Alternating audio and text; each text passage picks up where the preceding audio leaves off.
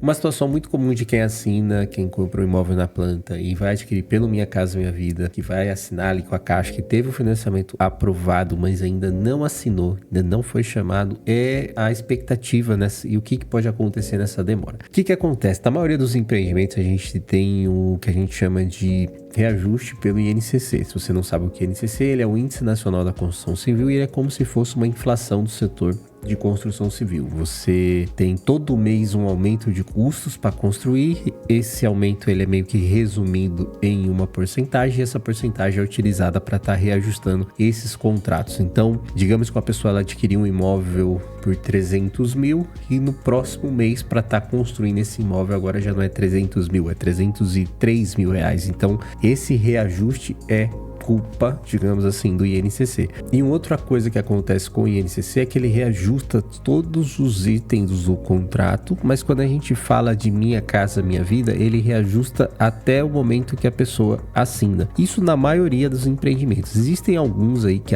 usam o INCC para estar reajustando depois de assinar, mas assim, muito cuidado, talvez seja um dos piores empreendimentos são os que fazem isso daí, porque quando a pessoa vai receber ali o imóvel, ela vai ter que às vezes desembolsar alguns milhares de reais. Então, muito cuidado no seu contrato, mas a maioria não é assim. A maioria ela reajusta o INCC até o momento que a pessoa assina, tá? E o que eu fiz aqui? Eu fiz alguns simuladores onde eu consigo estar mostrando como que é na prática, pra gente ter uma estimativa e eu consigo estar explicando em conjunto, porque a minha ideia com esses vídeos, com esses conteúdos é estar ajudando a pessoa que vai adquirir o primeiro imóvel, quem tem dúvida de como que é, inclusive também para quem já adquiriu. Esse é um caso que é muito mais fácil para quem já adquiriu, mas eu preciso utilizar, eu preciso estar informando as pessoas que vão estar adquirindo comigo o que pode acontecer. No final do vídeo eu vou falar mais ou menos qual que é a escolha que a pessoa tem e por que isso acontece. Porque às vezes a gente olhando assim que é só um reajuste pode parecer algo muito ruim. É ruim porque é dinheiro, é um custo a mais, mas pode ser uma escolha do comprador. E é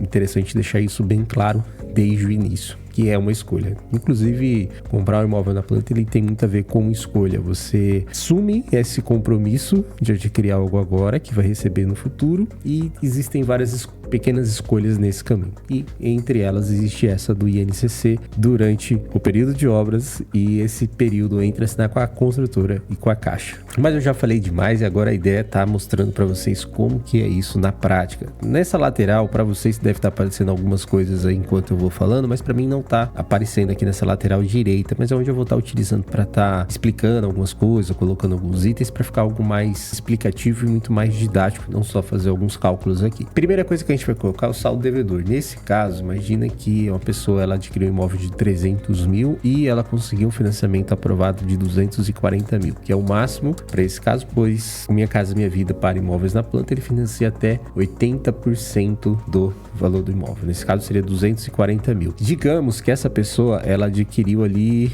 em janeiro de 2026, então ela fez ali a assinatura com a construtora e demorou 3 meses para ser chamado pela Caixa para estar assinando com a Caixa. Cada mês que passa a gente vai ter essa incidência do INCC. Inclusive eu vou deixar na legenda desse vídeo, vou deixar aqui também na lateral, deve estar aparecendo para você também os INCCs que a gente teve durante o 2026. Mais ou menos aí é 0,65 ao mês, se a gente for pegar uma média anual, mas vai ter mês que vai ser 0,2, 0,20, 0,30, 0,80 e vai ter mês que vai passar de 1%, como por exemplo quando tem dissídio, quando aumenta muito a mão de obra, tem aí um aumento muito maior. Mas eu vou deixar aqui para você ter uma base e a gente vai usar alguns valores fictícios só para a gente ter uma ideia, para você entender como que funciona esse reajuste, certo? Então 240 mil, vamos lá pro primeiro mês. Digamos que a pessoa assinou em janeiro e passou um mês ela não assinou ainda com a Caixa. Nesse mês vamos utilizar aqui um INCC de 0,32%.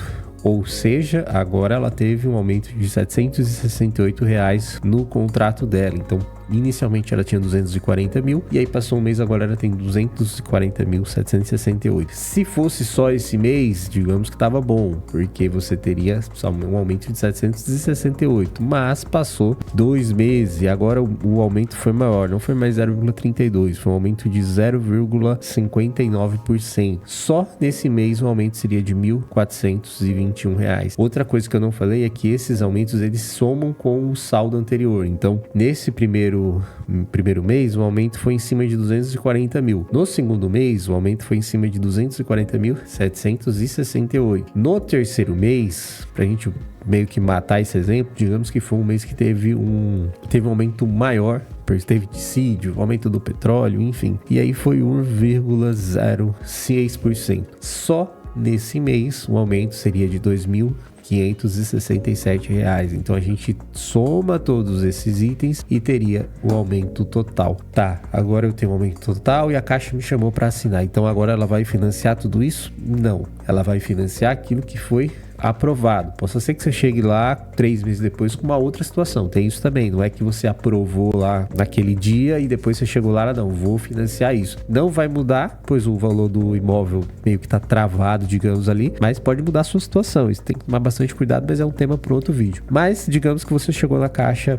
ela analisou, ela pegou, né, novamente ali a sua situação e ela vai financiar para você 240 mil, que era o que estava lá, digamos assim, o que tinha sido aprovado. Esses 4.756, ele volta para a construtora para você poder negociar com ela. Muitas das vezes ela divide durante o período de obra. Então imagina que você tem aí 30 meses, você adquiriu e você teria 30 meses para pagar. Então seria esse valor dividido por 30, então seria mais R$ 158 por mês. Lembrando que esse valor, ele também vai sendo aí mês a mês sendo reajustado pelo INCC, mas eu não vou fazer essa conta agora para você, depois eu faço, mas ele também teria o aumento do INCC, mas é menor, porque quanto maior o valor, quanto maior o saldo, maior é a incidência do INCC. Uma coisa é você ter 0,59% em cima de 240 mil, outra coisa é você ter esse mesmo valor em cima de 2.400. Então isso vai impactar bastante também. E o que acontece? Qual que é a minha opinião sobre isso? Isso acontece, isso é comum, muito comum, só que eu acho que isso precisa ser passado para o comprador no início, mesmo que o corretor ele não tem poder de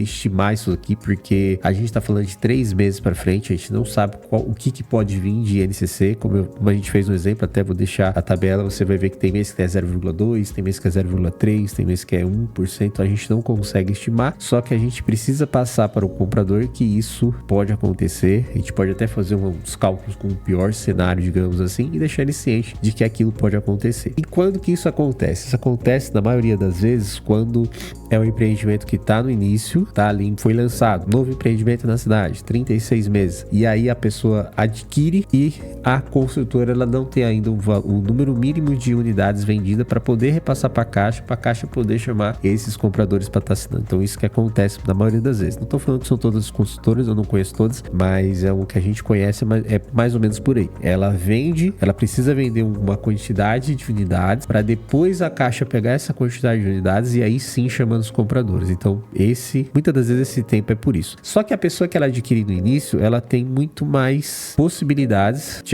de escolher a planta que ela quer. Então, por exemplo, a pessoa ela chega no início, ela chega ali no primeiro mês de lançamento. Então, praticamente todas as unidades estão disponíveis para ela escolher. Então, ela pode escolher o andar que ela quer, ela pode escolher a vista que ela quer e também ela teria mais tempo para estar dividindo essa entrada. Então, seria mais ou menos por aí. Mas é uma escolha. Você quer escolher o seu andar, você quer escolher a sua vista, mas você também pode passar por isso aqui. Então a gente precisa estar passando isso sempre para o comprador. Ele que escolhe, mas ele precisa saber o que ele está escolhendo. E às vezes, como eu falei, nessa escolha, se você for ver um imóvel que a pessoa às vezes vai viver a vida inteira ou investimento, é melhor para ela pagar talvez 5 mil a mais aí dividindo em 30 parcelas ou em 36 parcelas, do que ela, às vezes por causa de 5 mil, pegar uma unidade que é virado para churrasqueira, que às vezes é bem próximo da portaria. Enfim, vai depender. Depois a gente vai entrar nesses assuntos aqui em outros vídeos, mas é uma escolha do comprador, tá bom? Espero que você tenha gostado desse vídeo. Se você tiver alguma dúvida, deixa aqui nos comentários. Já te convido também para se inscrever. Se tiver alguém que quer adquirir o primeiro imóvel, que tem dúvidas sobre o processo, manda para ela, que com certeza em algum vídeo aqui nesse canal ela vai tirar essa dúvida dela. Um abraço e até o próximo vídeo.